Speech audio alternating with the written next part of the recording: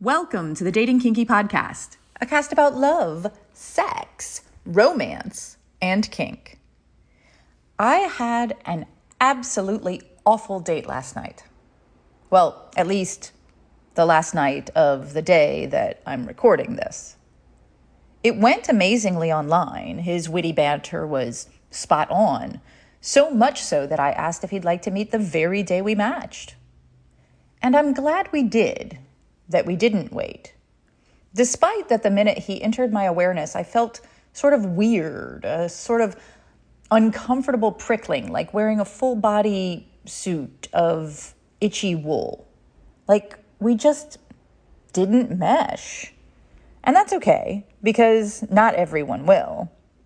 But our conversation, as awkward and uncomfortable as it was, inspired today's topic, perception. Our perception of the world quite literally changes our experience of it.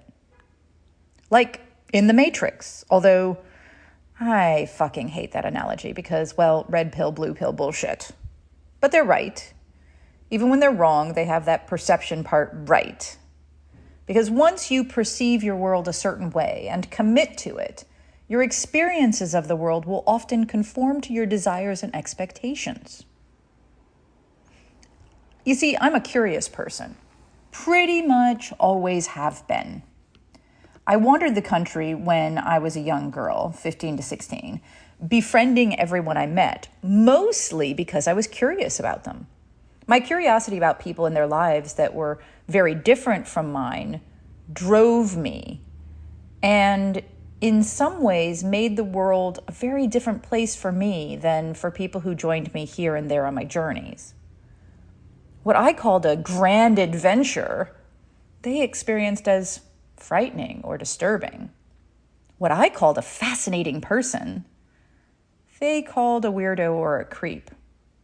And so on.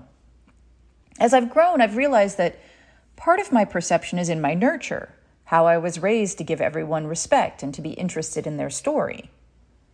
And part of it is in my nature. I'm neurodivergent and I don't think like other people think. Over the course of my life, I've changed many perceptions and my world has changed in response to each. I used to be curious like a scientist. I collected stories and adventures and people, but I didn't really ever feel like I was part of them. I felt like I was an outsider. About 13 years ago, I consciously chose to change my perception. I wanted to immerse myself in humanity. And I have. Now I find myself both fascinated and enamored of humans and all of our foibles. I study people because I am people, not as much because they are specimens to add to my flawed understanding of what humanity is. I'm not going to lie and say that changing perception is easy. It's not. It's actually quite uncomfortable, humbling, and even painful sometimes. Or it is for me. I knew that people experience the world differently than I did, and I wanted to experience that. I learned along the way that I will never experience the world like someone else, but I will experience the world differently like myself, depending on the meaning I attribute to it. And that's enough for me to pay attention to how I perceive things. Have you had a perception change that also changed your experience of reality? I bet you have, even if it was a small one. Maybe it was that not all people can be trusted, or that humans will often surprise and delight. Maybe it was political beliefs or religion, or suddenly finding kink and a whole new world opening up. I'll give you an example from my childhood. Santa Claus. When I was very young, Christmas was magical because Santa Claus was everywhere. My actual surname is Claus, so I got perhaps even more of it than many. My grandfather even played Santa at the local mall, and I knew it was because we were part of the family, and that's just what we do. We uphold the Christmas spirit. And something else that was interesting, I didn't think Santa Claus was a single person necessarily. You see, there was also a family story called Big Claus and Little Claus, and I thought those were Santa Clauses as well. A bit later, as I grew older, my parents didn't ever really come out to say Santa wasn't real. They just started including me in what Santa really is, the spirit of gifting to show love. Dad and I stuffed Mom's stocking from Santa. Mom and I stuffed Dad's stocking. And after I went to bed, I knew they filled mine. My world had changed because how I perceived it had changed. And another example from my adulthood. In 2018, I put on a pair of virtual reality glasses for the first time. The VR was me standing on a small platform thousands of feet above the streets below in a steampunk city. While I felt no fear being where I was, I actually love heights.